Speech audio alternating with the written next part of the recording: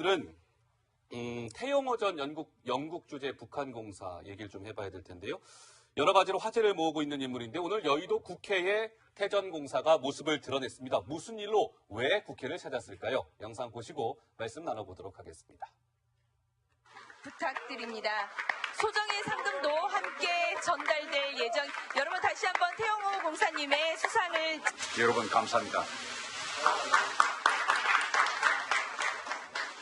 얼마 전 수십 발이 청탄이 빗발치는 속에서 자유를 찾아 한국으로 질주하여 온 GSA 북한군 병사는 병원에서 의식을 회복하자마자 물이나 음식 대신 한국 노래와 TV를 켜달라고 하였습니다.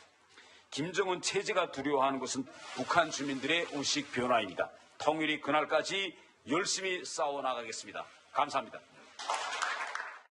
네, 태 전 공사가 2017년 올해의 인권상 수상자로 선정이 돼서 이제 상을 받기 위해서 국회를 찾은 건데, 강 기자, 오늘 태 전 공사가 국회를 찾을 때 경호 문제나 굉장히 여러 가지로 좀 분주했다면서요, 상황이? 예, 우선 국회 출입 비자도 출입증을 보여줘야만 들어갈 수 있는 상당히 엄격한 경우가 이루어졌다는데요. 아, 그래요? 이제 평상시에 열린 국회, 그러니까 다양한 세미나가 열리고 민간인도 이제 어떤 일정이 있으면 안에 들어갈 수 있는 그런 국회지만, 네. 오늘 같은 경우 이렇게 지금 보시는 것처럼 일일이 검문을 하고 이렇게 출입증을 보여달라라고 해서 출입증을 보여줘야만 들어갈 수 있는 구조였습니다. 그랬군요. 이런 상황이 흔하지 않은데, 최근에는 트럼프 미국 대통령이 국회에 연설 왔을 때 저렇게 출입증을 일일이 검사를 하고 들어갔었어야 했거든요. 그랬었죠. 예, 그만큼 이제 미국 대통령이 방문하는 그런 수준의 상당한 엄격한 경우가 이루어졌고요.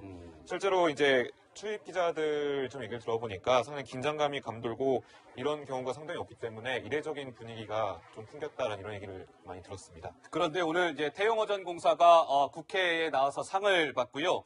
노 기자, 그 시상식에서 태 전 공사가 동해물과 애국가도 불렀다면서요? 네, 애국가를 부르는 모습이 좀 낯설다 하시는 분들도 있을 텐데 사실 처음 보는 모습은 아니었고요. 지금 보시는 거 오늘의 모습인데요. 예. 좀 긴장된 표정으로 서 있다가 옆에 같이 서 있는 의원들과 함께 애국가를 부르는 모습입니다. 보면은 입모양도 얼추 다 맞더라고요. 그러네요. 애국가를 부르는데 예. 이제 막힘없이 술술 부르는 그런 모습을 볼 수가 있었고요.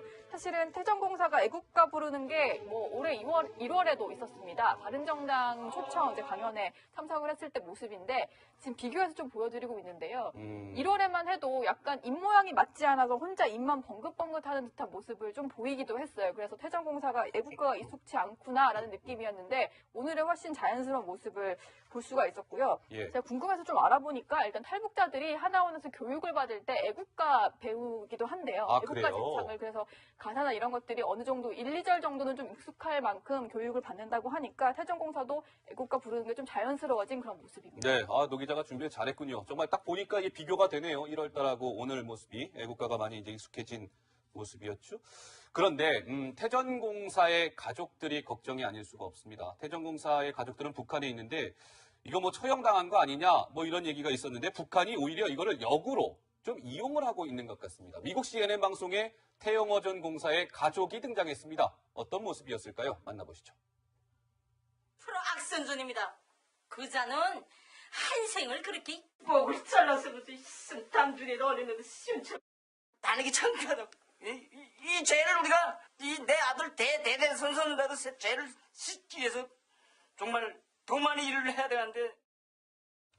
그러니까 CNN 방송에 장 기자님, 그 태영호 전 공사의 누나와 남동생이 등장을 했는데 북한은 오히려 저거를 의도적으로 좀 보란 듯이 외신 CNN을 통해서 보여주고 있는 것 같거든요. 의도가 있겠죠? CNN하고 인터뷰를 했지만 실제로는 국내 정치용일 가능성이 매우 높다고 생각을 하고요. 그러니까 북한 입장에서는 사실 태영호 공사가 이번에 들어온 북한 병사보다 더 아프게 느껴질 겁니다. 왜냐하면 이제 정권 안에서 핵심적인 역할을 했던 분이고 실제로 외교관은 북한에서 굉장히 최고위급 대접을 받기 때문에 그러군요. 예. 그런 사람이 망명을 해서 그것도 제3국이 아닌 한국을 들어와 있는 상황, 그리고 또 수많은 정보가 이제 나갈 텐데 그것에 대한 우려가 있기 때문에 아무래도 이제 저런 방법으로라도 하지 않으면 안 되지 않을까라는 생각이 좀 들고, 또 저 가족들 입장에서는 실제로 이제 김정은 체제에서 살아남기 위해서는 어쩔 수 없지 않나. 시키는 대로 해야? 그러니까요. 그래서 사실은 저는 이게 참 전 세계 세계 유일한 분단 국가인데요. 네. 저런 장면을 더 이상 보지 않기 위해서라도 한반도 평화 체제가 빨리 수립돼야 되지 않을까라는 생각이 좀 듭니다. 알겠습니다. 태영호전 공사의 누나와 남동생이 CNN에 나와서 저런 얘기 하고 싶어서 했을까요? 글쎄요. 누군가의 지시 때문이었겠죠. 자, 오늘 그 태영호전 공사가 국회에 나와서 오청성 병사에 대한 이야기를 했습니다. 지난달 13일 날 MDL을 통해서 귀순한 오병사에 대해서 태전공사는 이렇게 얘기했습니다. 함께 한번 들어보시죠. 기순 병사가 그 한국으로 오는 그 청탄이 빗발 속에서 질주하는 그 짤막한 순간에 그렇게 통일을 열망하는 또 갈망하는 전체 북한 주민들의 마음이 담겨 있다고 저는 생각합니다. 이번에 사실 그 기순병사들 문제로 북한의 인권의 참상이 좀 다시 한번 재확인되는 시기인데 그 부분 좀 어떻게 보세요? 그만하고 하시죠. 예. 그만하겠습니다. 이번 이제 북한 그 인권 병사의 그 참상을 통해서 지금 현재 휴전선 일대에 있는 북한군이 연락한 상황이 이제 좀 만나하게 이제 드러났다고 생각합니다. 그래서 이제 그걸 보면서 이제 통일을 할 날이 멀지 않았다고 저는 다시금 이제 확신하게 됐습니다. 감사합니다. 예, 마치겠습니다. 네. 장 기자님 어떻습니까? 태전공사가 오병사에 대해서 이야기한 저 말이 굉장히 좀 인상이 깊더라고요. 어떻게 보셨습니까? 글쎄요, 네. 그러니까 저는 어쨌든 이제 그 동병상련의 아픔이 있는 것이겠죠. 두 분이 어쨌든 이제 같이 이 남한 사회에 와서 살고 있게 되는 거고요.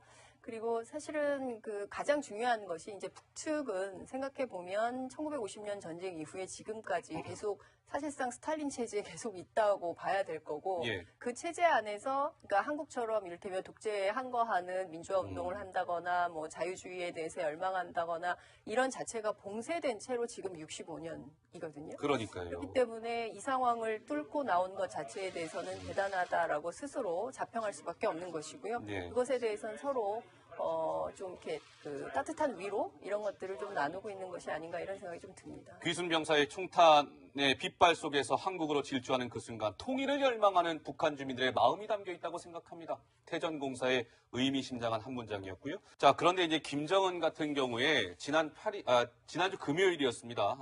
8일이었죠. 그러니까 지난주 금요일 날 어디 갔나 봤더니 백두산 저 꼭대기 천지에 올랐는데 그 혹시 사진이 준비가 되어 있으면 한번 볼까요?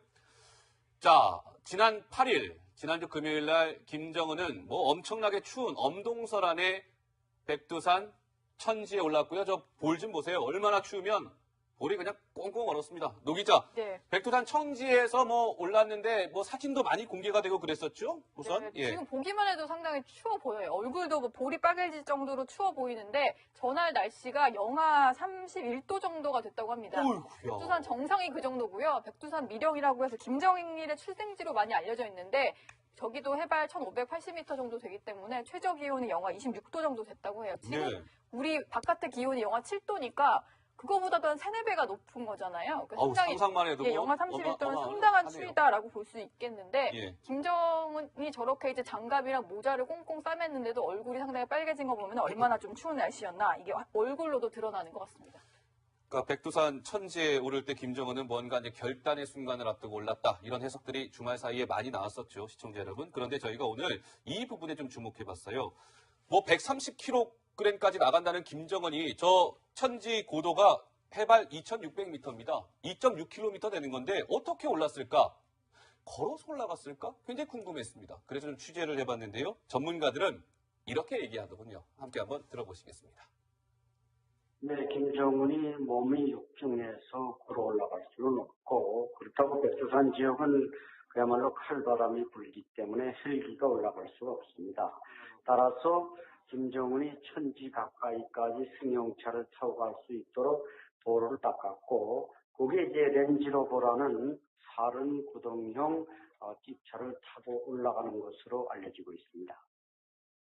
그러니까 장 기자님 저희가 그 공개된 사진 중에서 저 빨간색 원 보이시죠? 네. 보면 저기 지프 차량이 딱 준비가 되어 있는데 걸어서 올라간 게 아니라 김정은 차량, 지프 차량을 이용해서 저 꼭대기까지 올라간 거였더라고요, 보니까. 예. 그렇겠죠. 걸어서 저 그 얼음바닥을 영하 31도의 얼음바닥을 보니까 이제 구두를 신고 올라갔는데요. 아마 등산화를 신더라도 아이젠을 하지 않으면 올라가기 굉장히 어려운 길을 구두 구두 깨끗하잖아요. 그러니까요. 예. 아마도 이제 차를 타고 올라와서 아마 이제 사진을 연출하려고 했었던 것이 아닌가 싶은데요. 그러니까 그럼 저 사진이 왜 필요했을까? 그러니까 북한 내부에서 이제 연말이고 내년 신년을 앞두고 신년 메시지를 위한 어떤 포석 차원에서 연출된 사진이 좀 필요했던 거 아닌가 싶고요. 예. 한 가지 좀 아쉬운 점, 본인은 장갑을 꼈는데 일부 군인들 보니까 그러니까요. 맨손으로 이렇게 받아 적는 손이 새빨갛게 얼었네요. 그래서 좀 예. 그것도 좀 같이 좀 장갑 좀 나눠 꼈으면 어땠을까 이런 생각이 좀 들기도 하고요. 네. 네, 그리고 좀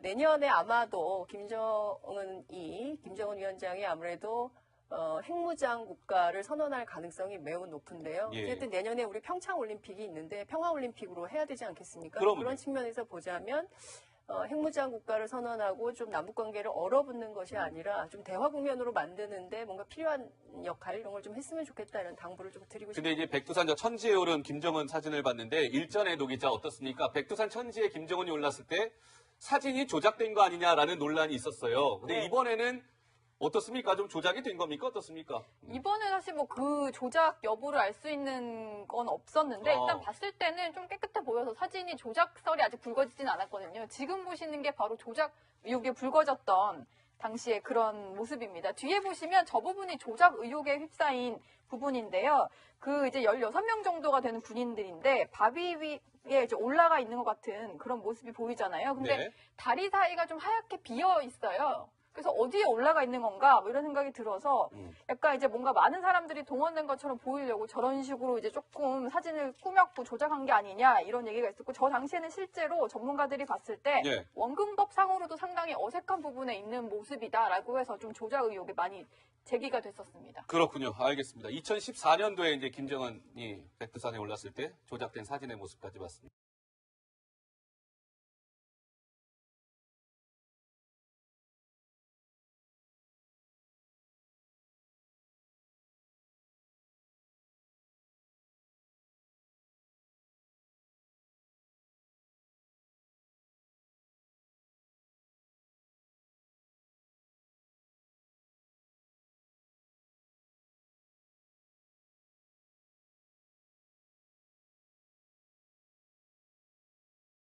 아, 애국가 그래요? 제창을 그래서 가사나 이런 것들이 어느 정도 1, 2절 정도는 좀 익숙할 만큼 교육을 받는다고 하니까 태전공사도 애국가 부르는 게 좀 자연스러워진 그런 모습입니다. 네, 노 기자가 준비를 잘했군요. 정말 딱 보니까 이게 비교가 되네요. 1월달하고 오늘 모습이 애국가가 많이 이제 익숙해진 모습이었죠.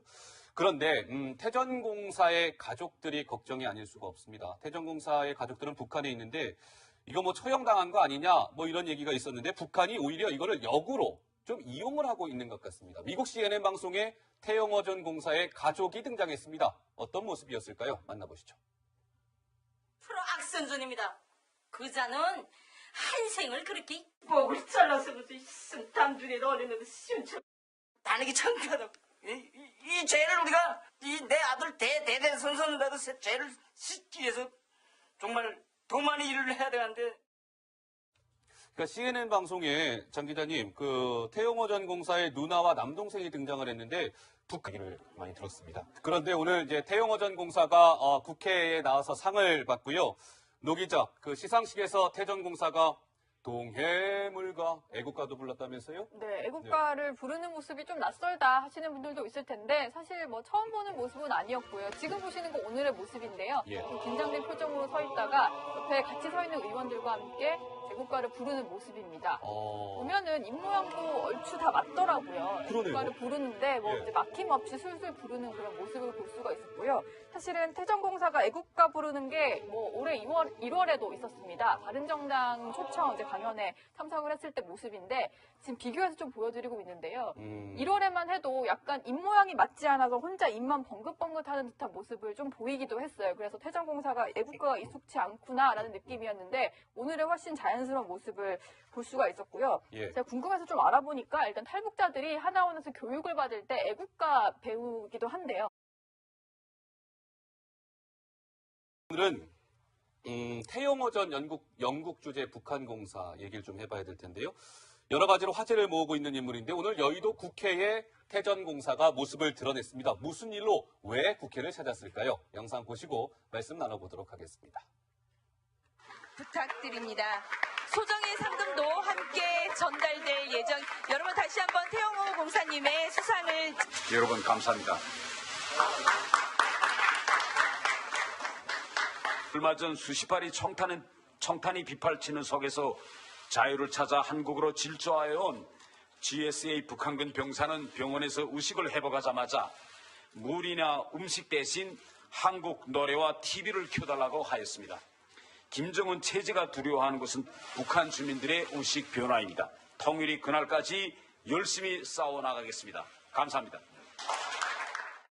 네, 태전공사가 2017년 올해의 인권상 수상자로 선정이 돼서 이제 상을 받기 위해서 국회를 찾은 건데, 강 기자, 오늘 태전공사가 국회를 찾을 때 뭐 경호 문제나 굉장히 좀 뭐 여러 가지로 좀 분주했다면서요, 상황이? 예, 우선 국회 출입 비자도 출입증을 보여줘야만 들어갈 수 있는 상당히 엄격한 경우가 이루어졌다는데요. 아, 그래요? 이제 평상시에 열린 국회, 그러니까 다양한 세미나가 열리고 이미 민간인도 이제 어떤 일정이 있으면 안에 들어갈 수 있는 그런 국회지만 네. 오늘 같은 경우 이렇게 지금 보시는 것처럼 일일이 검문을 하고 이렇게 출입증을 보여달라라고 해서 출입증을 보여줘야만 들어갈 수 있는 구조였습니다. 그랬군요. 이런 상황이 흔하지 않은데 최근에는 트럼프 미국 대통령이 국회에 연설 왔을 때 저렇게 출입증을 일일이 검사를 하고 들어갔었어야 했거든요. 그랬었죠. 예, 그만큼 이제 미국 대통령이 방문하는 그런 수준의 상당한 엄격한 경우가 이루어졌고요. 실제로 이제 출입 기자들 좀 얘기를 들어보니까 상당히 긴장감이 감돌고 이런 경우가 상당히 없기 때문에 이례적인 분위기가 좀 풍겼다는 이런. 북한은 오히려 저거를 의도적으로 좀 보란 듯이 외신 CNN을 통해서 보여주고 있는 것 같거든요. 의도가 있겠죠? CNN하고 인터뷰를 했지만 실제로는 국내 정치용일 가능성이 매우 높다고 생각을 하고요. 그러니까 북한 입장에서는 사실 태영호 공사가 이번에 들어온 북한 병사보다 더 아프게 느껴질 겁니다. 왜냐하면 이제 정권 안에서 핵심적인 역할을 했던 분이고 실제로 외교관은 북한에서 굉장히 최고위급 대접을 받기 때문에 그러면요. 예. 그런 사람이 망명을 해서 그것도 제3국이 아닌 한국을 들어와 있는 상황, 그리고 또 수많은 정보가 이제 나갈 텐데 그것에 대한 우려가 있기 때문에 아무래도 이제 저런 방법으로라도 예. 하지 않으면 안 되지 않을까라는 생각이 좀 들고 또 저 가족들 입장에서는 실제로 이제 김정은 체제에서 살아남기 위해서는 예.